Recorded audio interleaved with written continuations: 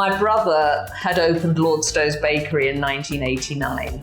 He developed his own version of the pastel de nata, now known as Andrew's egg tart. Our mother used to make a big custard pie, so that's probably the inspiration for Andrew. The goal back in the day was really just to run a business and be independent. The Chinese love of this product really took everyone by surprise.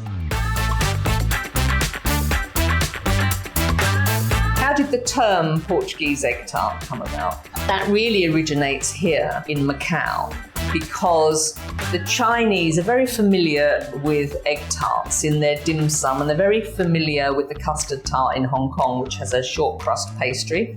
So if they've seen this, although Andrew may say, it's not a Portuguese egg tart, it's my egg tart, it's my recipe, Chinese staff have quickly said, oh, it's a Pol Pot dan tart, a Portuguese egg tart. And if you just call it egg tart, it gets confused with the Hong Kong egg tart. That's how it spread. I just think it's kind of like a nickname that people at first don't know what this product was, so they called it Pol Tart. But if people, as in on paper writing that we are selling Pol Tart, then I would say we are on the Lord dan tart because we don't claim that we are original from Portugal. Something I really respect, they don't claim to be Portuguese. That's what people call. For tourists, that's all the same. Doesn't matter if there's a Portuguese or the Macanese one, they think that's all the same. Portuguese egg tart is actually a cake that is being produced since the 18th century. When people compare both egg tarts, many people comment, oh, it should taste more egg, it should taste more egg. So I think it's a characteristic that they feel. In the Macao one, is the strong taste of egg.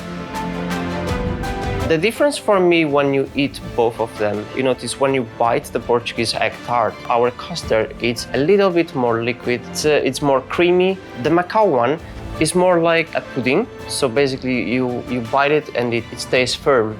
The custard inside is very different because Andrew used a more English twist to this. I like the Macanese egg tart, I like the Portuguese ones, but it's important, especially for locals and for tourists, to know that they are different. For me, it's 3 different products. There's Zhongkok dan tart, which is famous in Hong Kong, which is made differently. There's no caramelization on top.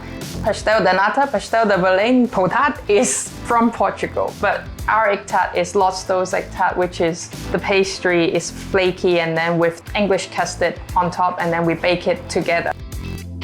The Portuguese egg tart is pastry outside. Inside is a custard that we pre-cook. The only thing that is gonna cook inside the oven is the eggs.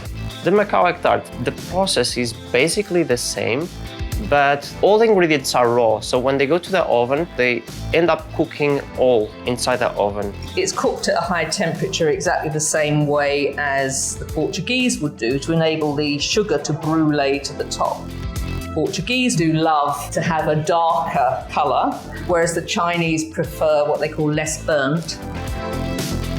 When they come out of the oven and I put it in my mouth, I just feel I'm in Portugal. When you achieve something that it really makes you close your eyes and you travel back to Portugal in the single bite, that's very emotional for me. We kept to the same recipe since my father's time, so the pastry itself and the custard itself, we don't adjust it. We just stick to what we are and we keep doing that every day.